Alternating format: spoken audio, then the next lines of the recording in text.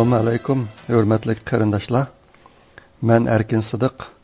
Bugun 2017 yili 27 dekabr. Men bu leksiyani Amerikaning Los Angeles shahrida turib so'zlayapman.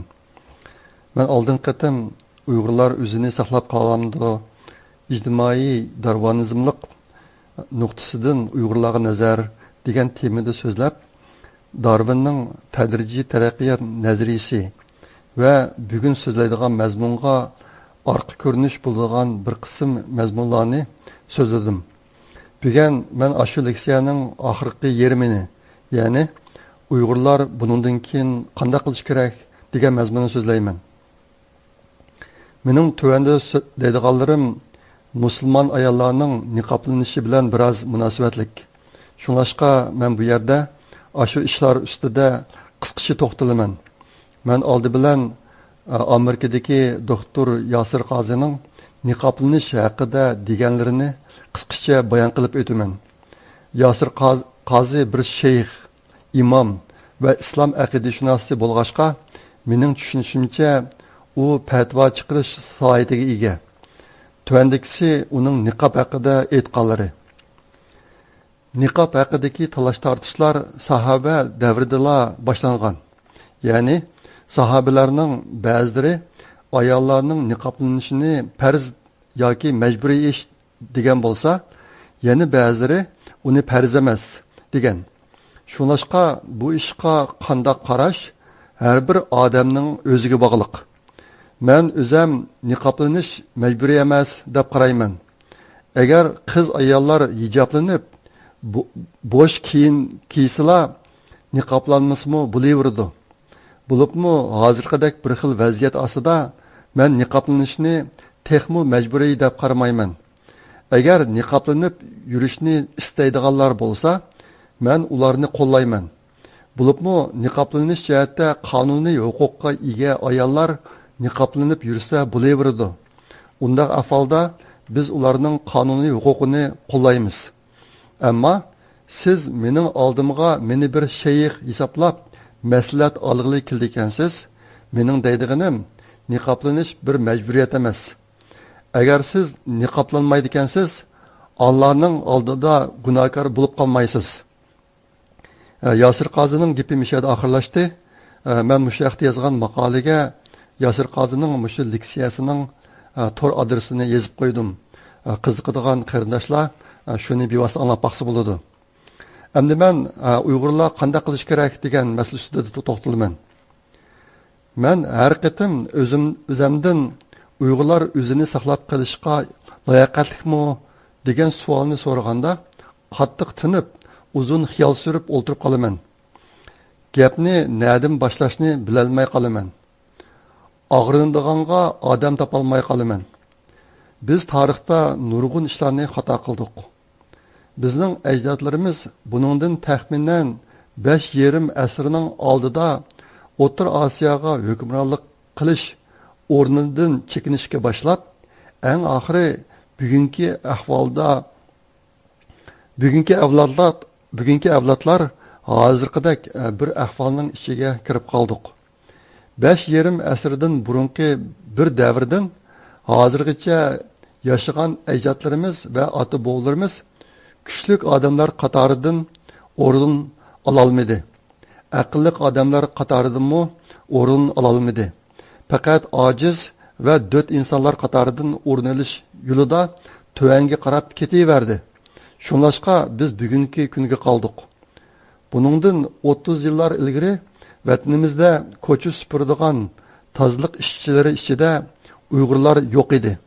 Hozir vatanimizda ko'cha supuradigan tozalik ishchilari ichida Uyg'urlardan boshqalar asosan yo'q. Aqlliq dotni qul qiladi degan mana shundoq bo'ladi. Hozir Uyg'ur diyorida haqsiz salomatlik tekshirish elib berish bahonasi bilan barliq Uyg'urlarning DNA-siga oid uchurlari kompyuter sonliq iskalatlariga kirgizilyotdi. Bu ish faqat Uyg'urlar ustidilla elib berilyotdi. U yerdagi hukumatning bunday qilishdagi maqsadi haqida hozir har xil farazlar bor. Uning ba'zilari intayin qo'rqinchli.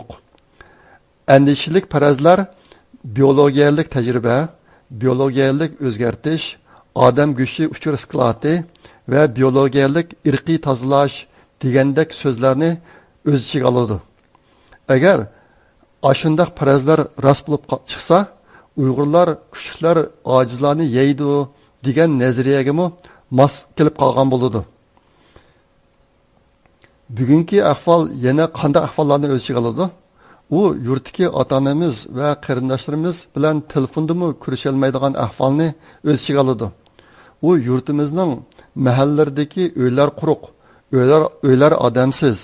U odamlarning nega ketganini hech kim bilmaydigan, odamlar tuyuqsiz yo'qolib ketadigan, yo'qolib ketganlarning hozir hayot ekanligi yoki emasligini hech kim bilmaydigan ahvolni o'z ichiga oladi. U chet elda o'qiyotgan ba'zi o'quvchilar yurtdagi ota-onasining xabarini 7-8 oy ola olmay, uydan keladigan va maktabga to'laydigan pul uzilib qolib, shuning bilan ro'yi kasal bo'lish, girdobiga berib qilish ahvolini o'z ichiga oladi. Agar biz burunqilarga bo'lgan noroziligimizni to'liq yezib chiqadigan bo'lsak, u bir qancha tom bo'lishi mumkin. Hozir chet eldagi Uyg'urlarning yashash usuliga qarab turib, cho'ng jihatdan mundaq bir qancha kategoriyalarga bo'lgili bo'ladi. Birinchi haqiqiy Uyg'urlar, ikkinchi dasturxon Uyg'urlari, uchinchi Uyg'ur musulmonlari, to'rtinchi musulmonlar, beshinchi o'zlarini musulmon deb atib olgan, ammo Qur'on bo'yicha ish ko'rmaydigan kishilar. Yuqoridagi o'xshamagan guruhlar o'qirmanlarga asosan tunishliq bo'lib, ancha tunishliq emaslarining biri dasturxon Uyg'urlari bo'lishi mumkin. Bu guruhdagi Uyg'urlar odatda o'zlarini ancha Uyg'ur deb hisoblab ketmaydi. Ba'zilari ish o'rindagilarga o'zining Uyg'ur ekanligini oshkorlamaydi. Normal ahvolda atrofidagi Uyg'urlar bilan ancha aralashib ketmaydi. Uyg'urlar uchun iyoni to'plashga o'xshash ishlarga zodila ovoz qo'shmaydi. Ammo nazir, to'y, erlar o'ltirishi va ayollar o'ltirishi degandek so'rinlardan asosan ayrilib qolmaydi. Ya'ni ular faqat dasturxon bor yerdala Uyg'ur bo'lib yashab, boshqa joy va boshqa vaqtlarda ancha undaq qilib ketmaydi. Bir oz tushuncha berib qo'yishga tegishli yana bir guruhga o'zlarini musulmon deb atib olgan, ammo Qur'on bo'yicha ish ko'rmaydigan kishilar. Bular boshqa Uyg'urlar va boshqa musulmonlardan o'zini ayrim tutib yashaydigan kishilarni o'z ichiga oladi. Dindorligi kuchli emas Uyg'urlar bilan qat'iy aralashmaydiganlarni o'z ichiga oladi. Boshqalarning musulmonlik salohiyati va darajasini faqat hijob bilan o'lchaydigan kishilarni o'z ichiga oladi. Ayollari faqat ko'zli uchuq qora rangli niqob bilan niqoblanib olganlarni o'z ichiga oladi. Hamda Suriyaga berib islom davlati yoki Daesh jangchilariga aylangan Uyg'urlarning bir qismini o'z ichiga oladi. Mening tushunishimcha, ularning ichida cho'ng suiqasd sababidan va oldinib qolganlikdan berib qolganlar oz emas. Bu guruhdagi Uyg'urlar chet eldagi Uyg'urlar uchun bir qism ziyonli ahvolni paydo qilyotdi. Bir qism tahdid va xatarni paydo qilyotdi. Yaqinda men ijtimoiy taraqqularda Turkiyadagi faqat ko'zli uchuq qora rangli niqob bilan niqoblamagan xonim qizlar elib borgan ikki ish ustidagi xabarni ko'rib qoldim. Uning biri WhatsApp to'plariga chiqarilgan bir qisqa video bo'lib, uningda 10 nafardek qora niqobli yosh xonim singillar Uyg'urcha ovozda o'pchi ulug' so'zlab, o'zlarining Uyg'ur vataniga bo'lgan muhabbatini bildirdi. Men maqolaga shu chog'dagi ko'rinishning birisini bir rasm qilib qistirib qo'ydim. Men ko'rgan xabarning ikkinchisi bo'lsa, qora rangda niqobni olgan hamda bir qanchadan bola agashtirib olgan bir qancha Uyg'ur yosh onalar ma'lum bir Turkiya hukumat ishxonasiga berib, Uyg'ur uchun dard to'kkan va Uyg'ur uchun yordam so'ragan ahvol. Bu ikkinchi xabarga oid konkret ishlar mening esimda qolmabdi. Allohning dini uchun butun kun xizmat qiladigan biror masjidning imomiga o'xshash kasbiy diniy xodimlardan boshqalar uchun diniy ibodat degan faqat o'z turmushining ichida elib boradigan, faqat o'zi bilan Allohnila o'z ichiga oladigan bir faoliyat bo'lib, siz o'z turmushingizda qanday kiyinsangiz va qanday ibodatlar bilan shug'ullansangiz bo'laveradi.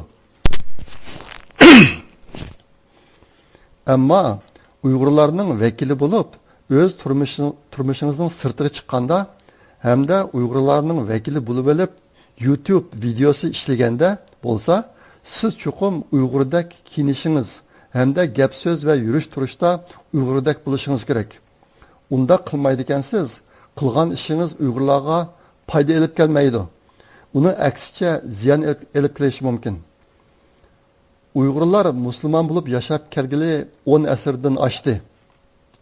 Shundoq bo'lib turuqliq, toki yaqingacha Uyg'ur xonim qizlarining simvollik kiyimi atlas ko'ynak bilan bodam do'ppi edi. Hozir chet elda yashayotgan bir qism xonim qizlarning kiyinishi Uyg'ur an'anasi bilan Uyg'ur o'rib odatiga zodila mos kelmaydi. Yuqorida tilga ilingan qora ranglik niqob bo'lsa, Uyg'urlarga mos kelmaslik u yoqda tursin, u dunyodagi ko'plagan kishilar tarafidan oshqin musulmonlik deb qaraladi. Mening mavhum diniy ustozlarim bo'lgan Noman Elixon bilan doktor Yasir Qozi apandilarning deyishicha, Alloh va payg'ambar alayhissalom musulmonlardan talab qilgan xil ko'p ishlar bor bo'lib, muhimlik darajasi bo'yicha qaraganda musulmonlarning qanday kiyinishi va niqoblanmasligi o'sha ishlarning eng oxirida turadi ekan.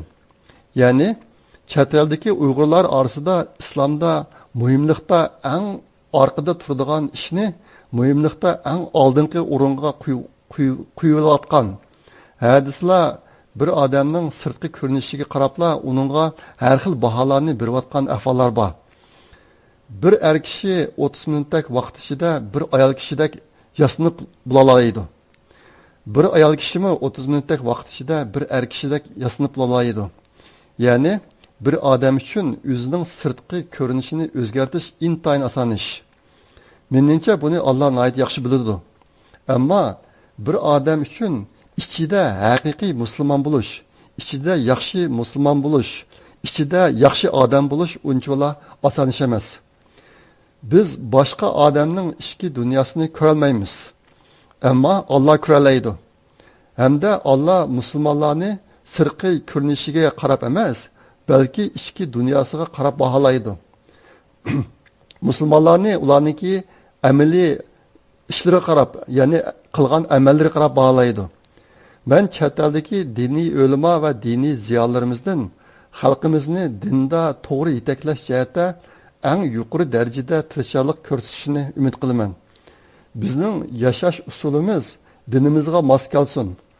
Shuning bilan birga o'zimizni va Uyg'urlarni qo'dab qilish va o'zimizni va Uyg'urlarni saqlab qolishga foydali bo'lsin. Hargizmi o'zimizni va Uyg'urni qo'dab qilish va o'zimizni va Uyg'urni saqlab qilishga ziyonli bo'lmasin. Men yaqinda Afg'onistonlik qizlar haqida ikki xabar ko'rdim. Uning biri Afg'onistonda qurilgan bir qizlar muzika atriti haqida. Yana biri bo'lsa Amerikaga bir mashina odam yoki robot ko'rki yoki mashina odam musobaqasiga kelgan bir guruh Afg'onistonlik qizlar haqida. Ularning kiyinishi Uyg'ur xonim qizlarning 1970 va 1980 yillardagi kiyinishlariga nihoyatda o'xshashib ketadi ekan. Men shu xabarlarni ko'rganda Afg'onistonliklarda nihoyatda cho'ng o'zgarish bo'lishga boshlagan o'xshaydi deb o'ylab qoldim. Hamda ularda bo'layotgan o'zgarish chet eldagi bir qism Uyg'urlar yasayotgan o'zgarishning qarshi ekan deb tushundim. Men maqolaga shu ikki xabardagi rasmlardan bir parchadan kirgizib qo'ydim. Chet eldagi Uyg'urlarning ko'pinchisi o'qish bilan chiqqan bo'lib, undan boshqa tuqqa yo'qlash va sayohat qilish yo'li bilan chiqib, ondan chet elda turib qolganlarmi oz emas. Bundan boshqa yo'llar bilan chiqqanlarmi bor. Chet elga chiqqan Uyg'urlarning mutlaq ko'p qismi mening millatim Uyg'ur deb turib, chet elda turish salohiyatiga erishgan. Ya'ni chet el hukumatlari ularga Uyg'ur ekan deb o'z davlatida panohlik bo'lish sharoiti yaratib bergan. Bir qism qarindoshlar mana shundoq yo'l bilan chet elda panohlik tilab turib qolmay, yana o'zlari turayotgan davlatning farovonlik sistemalaridan iqtisodiy yordamga erishyotdi. Hozirgi bir muhim masala, siz men Uyg'ur deb chet elning panohligiga erishib olib, endi qanday odam bo'lib yashayapsiz degandan iborat. Agar siz bundan keyin men Uyg'ur deb yashaydigansiz, hamda amaliyotda o'zingiz turayotgan davlatning qonuniga bo'ysunib, bir haqiqiy Uyg'urdek yashaydigansiz, menimcha sizning bundan keyingi chet elda yashash salohiyatingiz asosan biror tahdidga uchramosligi mumkin. Agar siz biror arab davlatida, Turkiyada yoki Yevropada bo'lib, ham o'zingizni men Uyg'ur deb hisoblamaydigan, hamda Uyg'urdek yashamay, uning aksicha diniy oshqullardek yashaydigansiz, sizning bundan keyin davomli turda ash davlatda turishingiz biroz tahdidga, hatto xatarga uchrashi mumkin. Ya'ni sizning tutgan yashash yo'lingiz o'zingizni chet elda saqlab qolishga mos kelmay qolishi mumkin. 1901-yili tug'ilib, Uyg'ur yangi ma'rifining bayroqdori bo'lgan Mamtili To'xtaji Tavfiq apandi yangi ma'rif hech qanday qarshi elinmaydigan bir xil vaziyatda o'z hayotining og'ir xatar ichida qilishiga parvo qilmay 1930-yillari Qashqarda fanniy ma'rif maktablarini qurgan. Uningdan 85 yil o'tgandan keyingi bugungi kunda bizning bir qism qarindoshlarimiz Turkiyada hech qanday fanniy ma'rif bilimlarini o'tmay, faqat Qur'onni o'rgatadigan madrasa qurib, u yerda 4 yoshdan 6 yoshgacha bo'lgan Uyg'ur bolalarini o'qityotdi. Agar siz ashundaq madrasadan birini ochgan yoki ashundaq madrasada kichik bolangizni o'qitayotgan biri bo'lsangiz, siz orqaga 85 yil qaytib nima ish qilmoqchi? Siz tarbiyalagan bola cho'ng bo'lganda nima bo'lmoqchi? Qanday yashamoqchi? Siz Mamtili Tavfiq apandining qini nemishqa to'kilganligini bilamsiz? Agar hamma Uyg'ur sizda qildigan bo'lsa, Uyg'urlar yashab minishqa layoqatlik bo'lolmaydi. Uyg'urlar o'zini saqlab qolishga layoqatlik bo'lolmaydi. Shuning bilan yoki Uyg'urlar kuchlar tarafidan yeyiladi, yoki bo'lmasa aqlliqlar tarafidan qul qilinadi. O'zi yashayotgan davlat ma'rifida bolalarimizni bir muvaffaqiyatli odam qilib tarbiyalab chiqishimiz uchun yeshi 10 yoshdan kichik bolalarga biz ashu davlatning tilini puxta o'rgatishimiz hamda bolamizning maktabdagi darslarda a'lo o'quvchi bo'lib menishi uchun uningga barliq sharoitlarni yaratib berishimiz hamda uningga yaqindan yordam berishimiz kerak. Bolalarning 10 yoshga kirishdan burungi maktab o'qishining qanday bo'lishi, ularning keyingi o'qishlarining qanday bo'lishida hal qilg'uch rol o'ynaydi. Uningdan boshqa milliy kimlikka varislik qildirish uchun bolamizga ona tilini o'rgatishimiz hamda ularga milliy kimlik tarbiyasi elib berishimiz kerak. Shuning bilan birga dinimizning asl axloq hukmlari bilan o'zimiz turayotgan davlatning ilg'or axloq o'lchamlari bo'yicha bolamizda asl axloq va yaxshi kishilik xarakterlarni yetildirishimiz kerak. 10 yoshdan kichik bolaga Qur'on o'rgatish asosan arab tili o'rgatish va oyat yodlatishni o'z ichiga oladi. 10 yoshdan kichik bolalar hech qanday oyatlarni tushunish iqtidoriga ega bo'lmag'achqa, ularning Qur'onni tushunib turib o'rganilishi, ondan shu asosda uning qiymatini ko'ra olishi mumkin emas. 10 yoshdan kichik bolalardan yuqoridagi 4 ishni talab qilish bilan birga ulardan yana arab tili o'rganish va oyat yodlashni tangla talab qilganmiz. Ularning ba'zilari bu 4 ishni tangla qilib ma'noligini bilan mutlaq ko'p sondagi bolalar unda qilolmaydi. Shunlashqa men agar bolangiz alohida aqlli bo'lmagan ahvol ostida uningga arab tili o'rgatish va oyat yodlatish ishlarini bolangiz 10 yoshga kirgandan boshlab, undan burun bolangizning yuqoridagi 4 ishni yaxshi qilib menishiga kafolatlik qiling degan taklifni o'tirib qo'yib keldim. Bu 4 ish deganimiz o'zi yashayotgan davlatning ana tilini puxta o'rganish, andikin maktabda yaxshi o'qish, Uyg'ur tilini yaxshi o'rganish, axloq fazilat tarbiyasida yaxshi tarbiyalanish, anandan tarbiyalashga barmash 4 ish. Men har bir ota-onadan mening mushu taklifim ustida nihoyat astoydil o'ylanib ish ko'rishini umid qilaman. 1930-1940 yillari natsist Germaniya qandaq ishlarni qilganligini biz hammamiz bilamiz. U chog'dagi cho'ng qirg'inchilikda jami 11 million odam o'ldi. Ularning ichidagi 6 million kishi yahudilar bo'lib, qolgan 5 million odam bo'lsa boshqa millatlarga tava kishilar. Germanlar o'zlari yoqtirmagan osonlik millatlarning hammasini yo'qotish nishoni qildi. Bu 11 million odamni o'ldirish uchun 3 yil vaqt ketdi. Ammo uningga tayyorlik qilish uchun bo'lsa, shu 3 yildan burungi 10 yildak vaqt ketdi. Ashundaq cho'ng ishlarni amalga oshirish uchun siz oldi bilan so'z bilan qutratqulik qilmasangiz va tashviqot elib bormasangiz bo'lmaydi. Ayni vaqtda Germaniyada elib berilgan keng va unumli tashviqotlarning natijasida 1-2 German askari bir Germanning qo'shnisining uyiga kirib, shu qo'shna uyda o'ltiradigan yahudilarning hammasini qirvasa, bu German eski irq kishilardan bir qanchisini o'ldirdi deb qilch parvo qilmaydigan ahvol shakllangan. Buningdan 30 yillar burungi vaqtdan boshlab Uyg'urlar Jungoda o'g'ri va maynat deb tashviq qilinishga boshladi. Men shu chog'da Shanxayda 1 yil o'qigan, bu ishlarni o'z ko'zim bilan ko'rgan. Undan keyin Uyg'urlarga kiygizilgan qalpoqlarning soni tadrijiy holda ko'paytirildi. Ularning ichida döt, qaloq, oq chekadiganlar, oq sotadiganlar, bögünchilar, diniy oshqunlar, radikal islomchilar, terrorchilar, ikkiyuzlamachilar va islom xalqi davlati terrorchilari deganlar bor. 5-iyul Urumchi voqeasidan keyin hukumat Uyg'urlarning qaysi darajadagi nachar millat ekanligiga haqida maxsus video programmalarini ishlab chiqib, uni butun Jungo doirasida keng turda ko'rsatdi.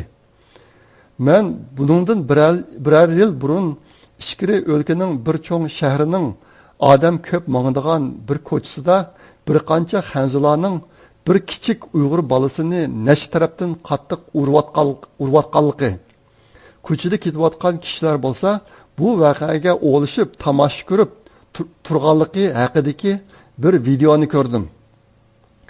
Mana bu hukumat tashviqotining kuchi. Bu tashviqotlar mohiyat jihatdan ayni vaqtda Germanlar Yahudilar ustidan elib borgan tashviqotlarga o'xshab ketadi.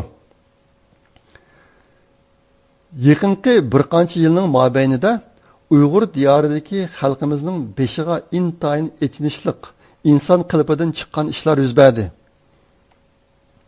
Ammo Uyg'urlar Jungo ishchi va sirtida bir nachar irq millati bo'lib tushuntirilib bulunğaşqa, Jungodagi xanzular bilan dunyoning boshqa yerlaridagi kishilar hozir asosiy jihatdan Uyg'urlar ko'rayotgan zulmga hech qanday norozilik bildirmay sukutda turyotdi.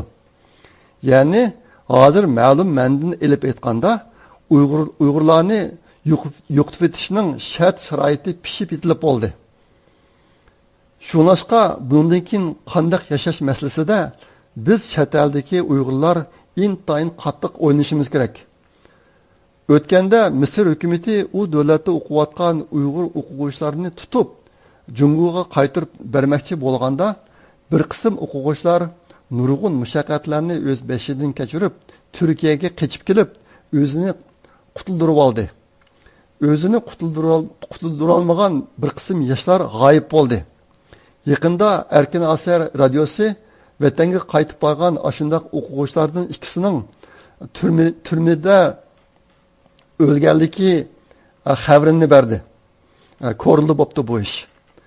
Misrda bo'lgan voqea dunyoning hamma yeridagi Uyg'urlarni chunqur andisha va chunqur vahimaga soldi. Agar siz Uyg'urdek yashamay, bir kuni Turkiya va Yevropami Uyg'urlarni haydigili tursa, siz nega borsiz? Biz chuqum oldi bilan o'zimizni hozir yashayotgan davlatimizda saqlab turishga mos keladigan yo'l bilan yashab, o'zimizni qo'llab qilishimiz, ondan vatandagilar qilish imkoniyatidan ayrilgan bir qism ishlarni qilib, Uyg'ur millatini saqlab qilish uchun muhim tuhfalarni qo'shishimiz kerak. Men barliq qarindoshlardan bu ish ustidami chunqur o'ylanib ish ko'rishini umid qilaman. Mening tushunishimcha, Allah iman aytib musulmon bo'lganlarga o'ziga qanchalik ibodat qilsa yetarli bo'lganligi haqida bir manzil belgilab bermagan, bir o'lcham belgilab bermagan, bir nishon belgilab bermagan. Uning o'rniga Allah barliq musulmonlarni ibodat ishida faqat yo'lga chiqib, o'zining qobiliyati va imkoniyati yor bergan doira ichida oldiga qarab to'xtamay menishga undagan.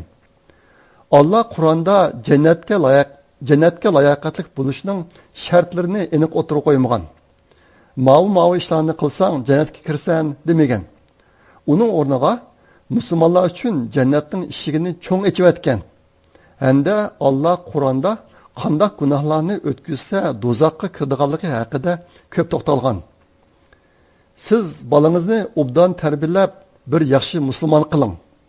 Ammo unda qilishni bolangizni aqlli qilib, beqib cho'ng qilish o'rniga dasatmang.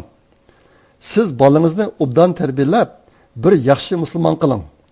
Ammo unda qilishni bolangizni fanni ma'rifda yaxshi o'qitib, eng yuqori palligacha o'qitib, bir kuchlik odam qilib tarbiyalab yetildirish o'rniga dasatmang. Agar dunyo hozirgidek yomonga o'zgarib miniverdi ekan, ma'lum bir vaqtga kelganda Turkiya va Yevropa ellari sizni Uyg'ur bo'lganligingiz uchun u yerlardan haydamaydi.